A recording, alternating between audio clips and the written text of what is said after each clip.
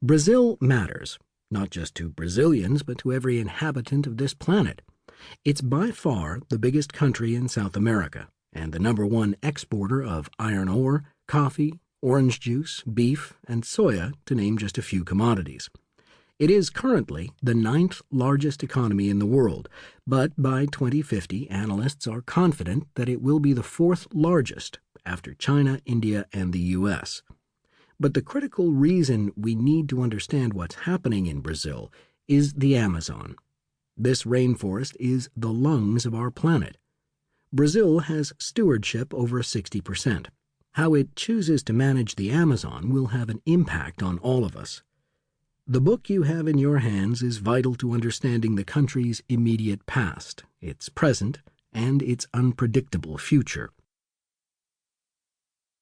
I am writing this introduction in the wake of the inauguration of Brazil's new president, Jair Bolsonaro.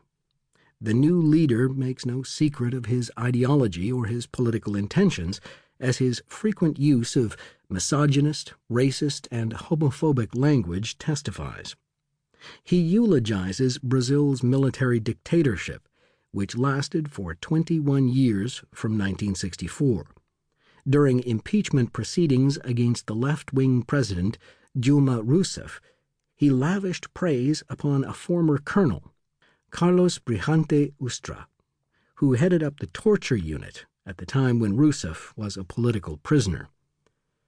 Following the result of the Brexit referendum and the election of Donald Trump in the U.S., the rise of Bolsonaro is yet another disturbing example of the polarization of public discourse since the financial crash of 2008. But his success also confirms how right-wing populists around the world have been able to exploit the anger triggered by economic failure and political stagnation much more effectively than liberals, social democrats, and the left. The implications of Bolsonaro's victory are potentially as far-reaching as the Trump presidency. Like his U.S. counterpart, Bolsonaro is a climate change denier. During his campaign, he initially said he would take the country out of the Paris Climate Change Agreement, although he later moderated that position. Nonetheless, following the elections in Brazil, illegal forest clearance in the Amazon has jumped by 50%, as developers are convinced that Bolsonaro will support their plans to expand agricultural land and mining sites at the expense of the world's most important natural habitat. If, as is feared, this pattern continues during his presidency, it will be the single biggest setback to the measures put in place by the Paris Agreement to combat climate change. Yet despite this, Bolsonaro takes office boasting huge domestic popularity. He won the election in the second round with 55% of the vote, and as he prepared to take power, 75% of Brazilians said he was on the right track, with only 15% condemning his extremist policies.